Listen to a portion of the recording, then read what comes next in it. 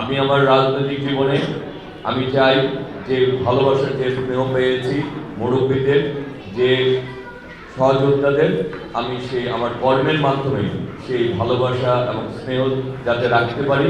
আপনাদের এই ভালোবাসা স্নেহ থেকে যেতে কখনই আমি আমার কর্মের মাধ্যমে যাতে বিতাড়িত না হই।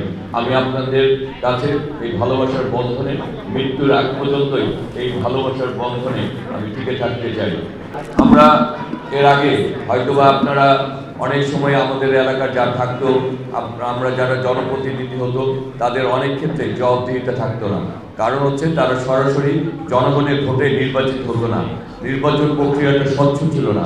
এই নির্বাচন প্রক্রিয়া স্বচ্ছ থাকবে এবং জনগণের ভোটেই, এলাকাবাসীর ভোটেই জনপ্রতিনিধি নির্বাচিত হবে। সুতরাং জনপ্রতিনিধিকে সকল সময় এই ভোটারদের কাছে, এলাকার মানুষের কাছে তার জবাবদিহিতা সবসময় থাকবে। আমি সেই জবাবদিহিতার মধ্যেই থাকতে চাই। কারণ আগামী দিনে যে ঢাকা নয়কে আমরা করতে চাই, সেই ঢাকা নয়কে সর্বস্তরে সবাইকে নিয়ে আমরা করতে চাই। সেখানে দলমত নির্বিশেষে আমরা এলাকার উন্নয়নে আমরা ঐক্যবদ্ধ থাকতে চাই। আমরা এলাকার যে সকল কাজ করলে এলাকার উন্নয়ন হবে, এলাকার মানুষের নিরাপত্তা থাকবে, এলাকার মানুষ ভালো থাকতে পারবে, আমরা ঐক্যবদ্ধভাবে সেই কাজগুলি করতে চাই। সেই কাজ করতে হলে আমাদেরকে ঐক্যবদ্ধ থাকতে হবে।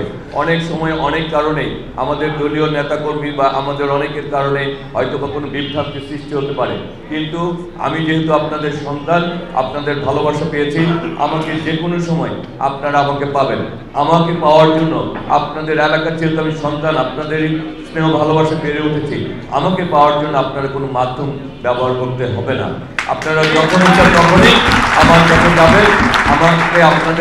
আমি হয়তো একটা দায়িত্বে থাকবো, কিন্তু আমি কিন্তু আপনাদের সন্তানই থাকবো, ওই জায়গাটাই আমি থাকতে চাই। সুতরাং আপনারা সেভাবে আমাকে স্নেহ ভালোবাসা দিবেন, সেভাবে আপনারা আমাকে সাথে নিয়ে আপনাদেরকে সামনে রেখেই আমি আগামীর পথ পাড়ি দিতে চাই, যেটি করলে এই এলাকার উন্নয়ন হবে, এই এলাকার মানুষ ভালো থাকতে পারবে। আমি আপনাদের কাছে দোয়া চাই, ভালোবাসা চাই, আগামী দিনের বাংলাদেশকে গড়তে চাই।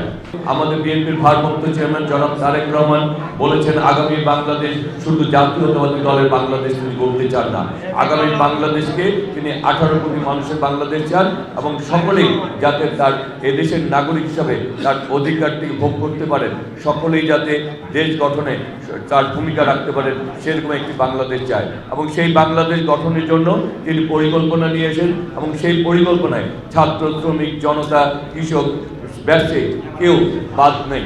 সবাইকে কিভাবে এলাকায় উন্নয়ন করা যায়, কিভাবে ছাত্রদের উন্নয়ন করা যাবে, কিভাবে এলাকায় আমাদেরকে উন্নয়ন করা যাবে, আমাদের রাস্তাঘাট কিভাবে প্রশস্ত করা যাবে, কিভাবে খেলার মাঠ তৈরি করা যাবে, কিভাবে কমিউনিটি সেন্টার তৈরি করা যাবে, কিভাবে আমাদের এই উন্নয়নের প্রতিটি ক্ষেত্রে হাসপাতাল তৈরি করা যাবে, উনি প্রতিটি ক্ষেত্রে কাজ করতে চান। উনি ব্যাপক পরিকল্পনা নিয়েই আগামী দিনে বাংলাদেশকে গড়তে চান এবং সেই বাংলাদেশকে বাস্তবায়ন করতে হলে আমাদেরকে সর্বস্তরে সবাইকে নিয়ে কাজ করতে হবে।